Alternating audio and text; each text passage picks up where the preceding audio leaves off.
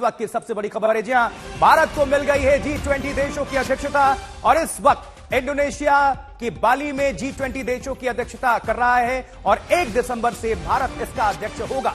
अगले साल दिल्ली में, देश की राजधानी दिल्ली में अगले साल G20 सम्मेलन आयोजित होगा। थोड़ी देर पहले भारतीय प्रधानमंत्री नरेंद्र मोदी ने भी संबोधन में इस बात की चर्चा की, जिक्र किया और धन्यवाद दिया और निमंत्रित भी किया, साथ ही भारत आने के लिए न्योता दिया। मित्र देशों को 1 दिसंबर से G20 का अध्यक्ष होगा भारत और G20 की अध्यक्षता मिलना गर्व की बात, कहना है प्रधानमंत्री नरेंद्र मोदी का। आपको बता दें, इस वक्त इंडोनेशिया के बाली में G20 समिट चल रहा है और आज इस समिट का दूसरा दिन है, जहां आज का दिन भी काफी खास, बहुत महत्वपूर्ण भारत की निगाह से भी, क्योंकि भारतीय प्रधानमंत्री जर्मनी, ब्रिटेन, फ्रांस, ऑस्ट्रेलिया समेत 8 देशों के राष्ट्राध्यक्षों के साथ मुलाकात करने वाले हैं, वार्ता करने वाले हैं, बहुत चर्चा होने वाले हैं बहुत विषयों पर। और इस वक्त की जो बड़ी खबर है, आपको बता दें, इंडोनेशिया ने भारत को सौंप दी है G20 की कमान और अगले साल दिल्ली में G20 समिट आयोजित होना है भारत में। भारत इसकी अध्यक्षता करेगा और यह अपने आप में बड़ी बात। और प्रधानमंत्री नरेंद्र मोदी ने इस बात की चर्चा की, उन्होंने कहा कि गर्व की बात है G20 समिट की अध्यक्षता बाली में ग्रहण कर रहे हैं। भारत और बाली का बहुत ही प्राचीन रिश्ता है।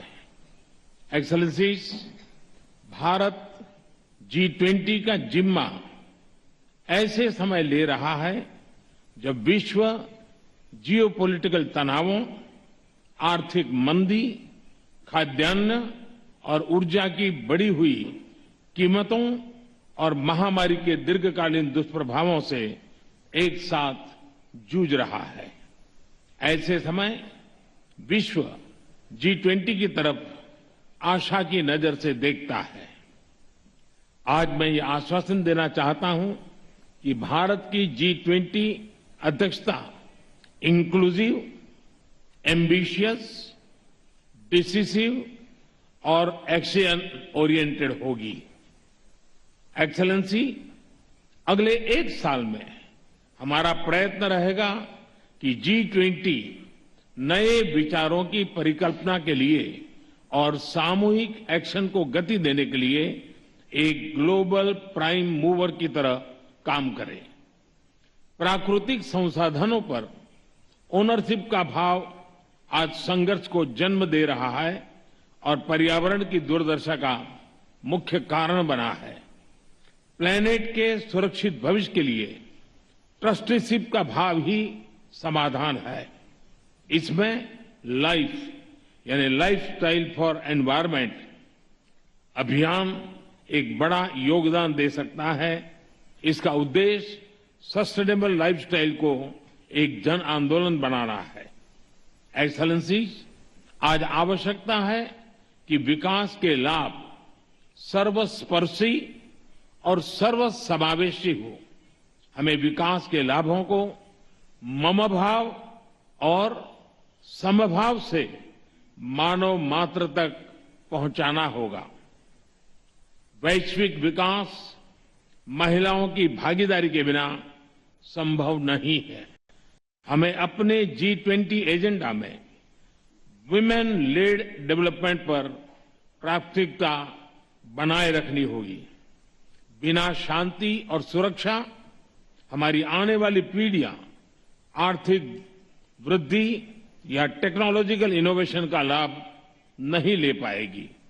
G20 को शांति और सौहार्द के पक्ष में एक दृढ़ संदेश देना होगा। यह सभी प्राथमिकताएं भारत की G20 अध्यक्षता की theme one earth, one family, one future में पूर्ण रूप से समाहित है। एक्सेलेंसीज, G20 की अध्यक्षता ग्रहण करना हर भारतीय के लिए गर्व का अवसर है। हम अपने देश के विभिन्न शहरों और राज्यों में G20 की बैठकें आयोजित करेंगे। हमारे अतिथियों को भारत की अद्भुतता, विविधता, समावेशी परंपराओं और सांस्कृतिक समृद्धि का पूरा अनुभव मिलेगा। हमारी कामना है कि आप सभी मदर ऑफ डेमोक्रेसी भारत में इस अद्वितीय उत्सव में सहभागी होंगे। साथ मिलकर हम G20 समूह को वैश्विक बदलाव का कैटलिस्ट बनाएंगे। बहुत बहुत धन्यवाद।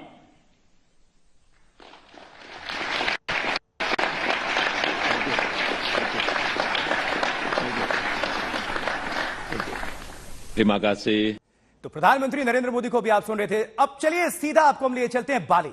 श्वेता सिंह हमारे सहयोगी लगातार जुड़ी हुई हैं। कल से आप सभी दर्शकों को हर एक खबर पर तफसील से रिपोर्ट भेज रही हैं और अपडेट कर रही हैं। श्वेता, भारत का डंका बज रहा है बाली के अंदर। प्रधानमंत्री नरेंद्र मोदी के जलवे नजर आ रहे हैं, हिंदुस्तान का परचम लहरा रहा है और अगले साल भारत इसकी मेजबानी करेगा G20 समिट की और अध्यक्ष हो जाएगा 1 दिसंबर से।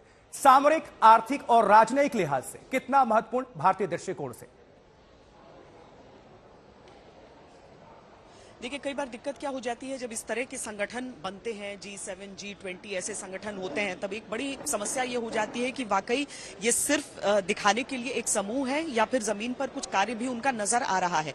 इसीलिए अगर कोई देश उसकी अध्यक्षता कर रहा है, जो कि भारत के लिए अपने आप में ऐतिहासिक होने वाला है, बहुत कठिन वक्त है समूचे विश्व के लिए, चाहे रूस यूक्रेन युद्ध हो या कोविड से निकले हुए सारे देश जो अभी भी उस झटके को सह नहीं पा रहे हैं, तो ये दोनों चीजें दुनिया के लिए जितनी बड़ी विपत्ति बनकर आई हैं, उस समय अगर प्रधानमंत्री नरेंद्र मोदी ये कहते हैं कि वो समावेशी, महत्वाकांक्षी और निर्णायक हो उनका ये कार्यकाल, भारत जब अध्यक्षता करे G20 की, जब प्रेसिडेंसी हमें मिले, तो ये अहम हो जाता है। सबसे बड़ी चुनौती तो यही होती है कि इस तरह के संगठनों को केवल नाम मात्र न रखा जाए, बल्कि वाकई उनके जो काम है, जो उनके निर्णय है, उनका क्रियान्वयन जमीन पर वस्तुतः नजर आए हम सबको। क्या ऐसा होगा या नहीं होगा, यही कोशिश रहती है। पर्यावरण की बात करना एक और है, लेकिन प्रधानमंत्री अगर उसे एक मूल मंत्र बनाकर ये कहते हैं कि पृथ्वी को बचाने के लिए या पर्यावरण के लिए हमें आगे जाना है, महिलाओं को उसमें शामिल करना, उनकी भागीदारी जब तक नहीं हो, जब तक महिलाओं का विकास उस हिसाब से न हो, क्या समूचा एक समावेशी विकास हो सकता है? ये मुद्दे उन्होंने यहाँ पर रखे हैं। एक एक बात को यहाँ पर ध्यान से सुना भी जाता है। और इसके साथ ही जो आशुतोष, जिससे हमने शुरुआत की थी, कि सबसे बड़ी जिम्मेदारी यही हो जाती है कि आगे क्या वो बदलाव, वो चीजें जमीन पर देखी जा सकती हैं। रूस यूक्रेन युद्ध को लेकर आज सुबह से जैसी यहाँ पे सुगबुगाहट शुरू हो गई, बाइडेन जाकर अलग अलग बैठकें करने लगे, नेटो, G7, G20 से अलग हटकर एक पूरा रास्ता निकल गया था। लेकिन आशुतोष, मैं ये भी बताऊं आपको कि यहाँ पर अंतर्राष्ट्रीय मीडिया है, G20 का चूंकि यहाँ पर समिट चल रहा है, वो सब जानने में इंटरेस्टेड है और अलग अलग जो भारतीय मीडिया है यहाँ पर, उन सब से, हम सब से इंटरव्यूज लिए जा रहे हैं ये पूछने के लिए कि भारत जब G20 प्रेसिडेंसी करेगा तो क्या परिवर्तन आने वाला है।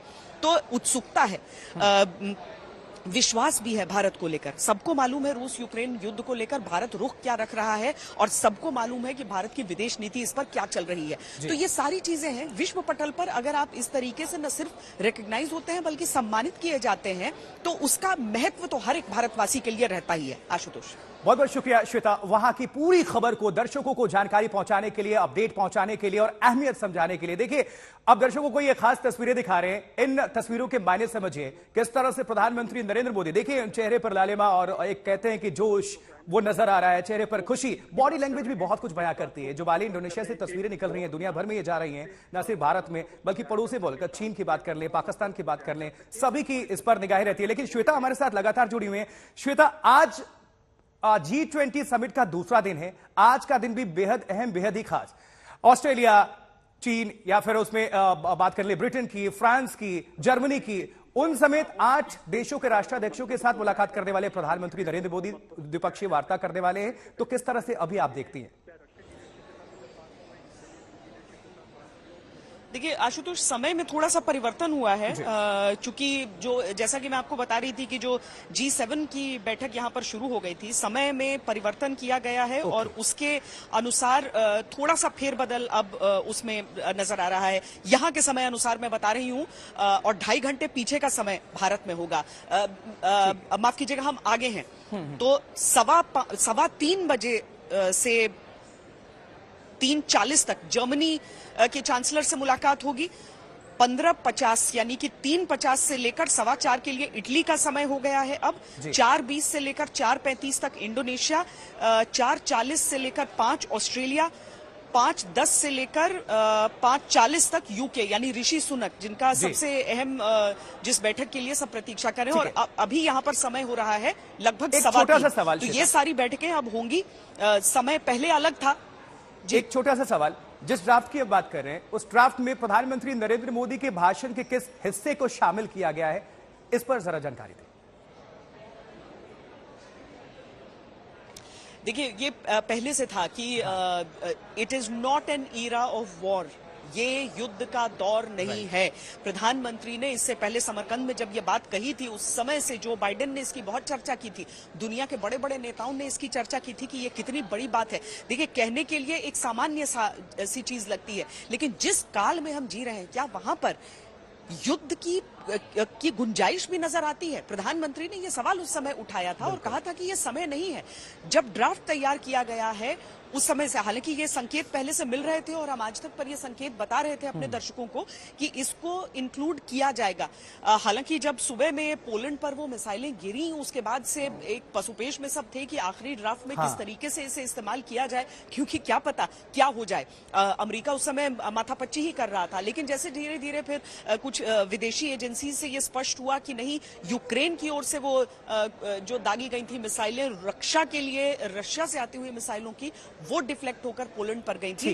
तो उसके बाद लगा कि नहीं, अब संकट के बादल उस हिसाब से युद्ध के नहीं है, और इसका सीधा मतलब था कि हम शांति की बात कर सकते हैं, जिसकी बात भारत करता है। तो भारत ने यह कहा not an era of war, और उसे इस ड्राफ्ट में शामिल किया गया। आशुतोष, बिल्कुल, युद्ध का वक्त नहीं है, दुनिया इसे झेल नहीं सकती। बहुत बहुत शुक्रिया श्वेता सिंह, इस पूरी खबर पर जानकारी दर्शकों को पहुंचाने के लिए।